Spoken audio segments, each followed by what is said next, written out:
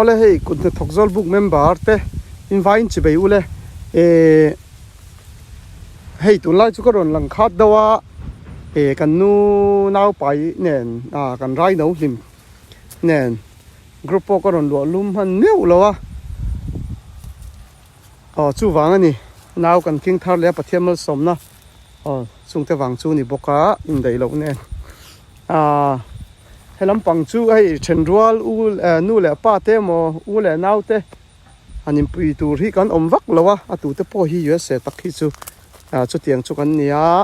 pa ber poina ei rong bol bazar zong zong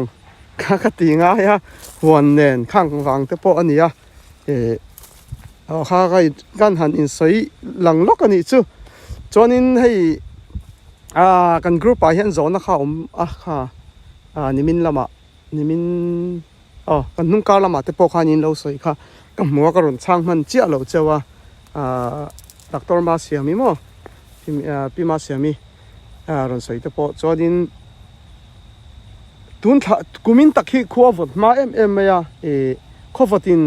kumtir lama min tuam ra ya khowata ron thleng ma le sia thali thawel chau thain dam ti na ni chu helai sam tok tak phei chu thali borvel chau an dam ti na ni so lam ka phun ma saksa chu thanga borvel an ni phun ma sak ti khamo chon helai hi ang vai ngen dam bik ti chon hemi khowatin da clear on lu tu ra kha hemi pik shul ho hi pik hian in thliwat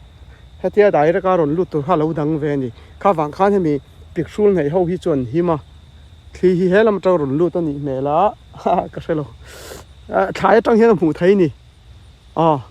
chonin heng lai hi hei hi ma hei hi chu tun kar chuan tlon khwa avat lu tuk to don lawa dam tura kan nga ya chonin helam pang khowatina helai pikina abokan thina bokan thei lai chu hei ti hian an ro vek mai ni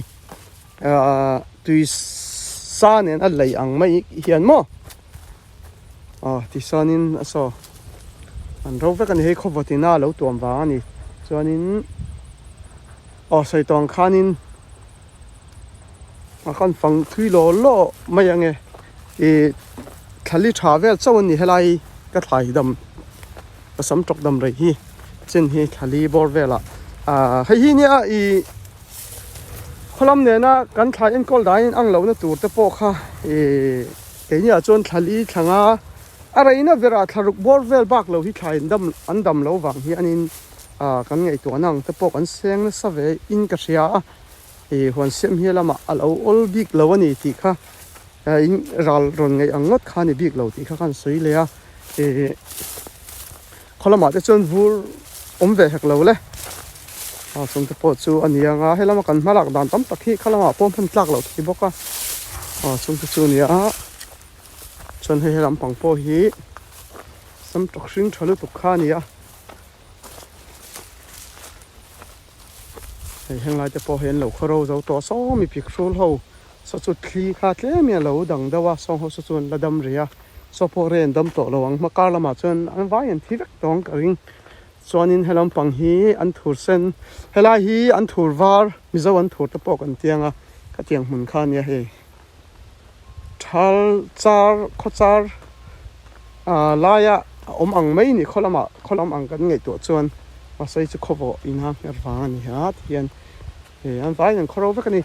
zong chu ka fang chuak lo mai ang a thui tham dawa ti khanin sha thiam thawin ka ringa heng te po hi hei hianin omani kumin hi chu hai an dam chunga rei lo khop mai kumtir lama april tha thleng khan khuala vota april mei tha thleng khuala vota mei tha helai po hi mei tha jun tha bor vela kan thlai chi thak kha ni ha ning ka ria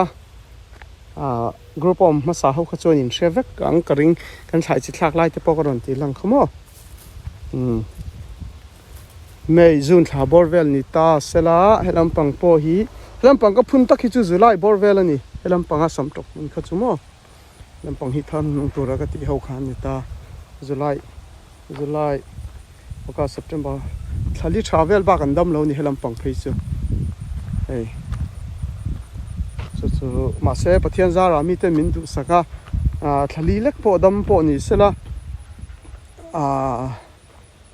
lung oina khop chu ka hral chuak ve manin ka hria ni chuanin dam tia pathian zar kan omani chuan na kumlama te po abai pui kan thak le tura ngai la changchet te zol pui lutuk ang rai no changchet iti jok mai teng te po kan local per ve to tura kan ngai boka chon hei lampang hi hei pikrul vaw hrul ani awang khanin hei po la hi mani so lampang su wawina veng phachia to lawa hei te po hi kan telang tel kher ani e hianin heng lai te po hi ra hi chu kan lo hne khop maya thian zara kumin mi ten min du sakwang ani a lung oina khop chu ka zor chok man chon ka hria ni kalome thiar tu te in va in chon zo du in nei pon zo na khai ron ti lut reng thei ni kalome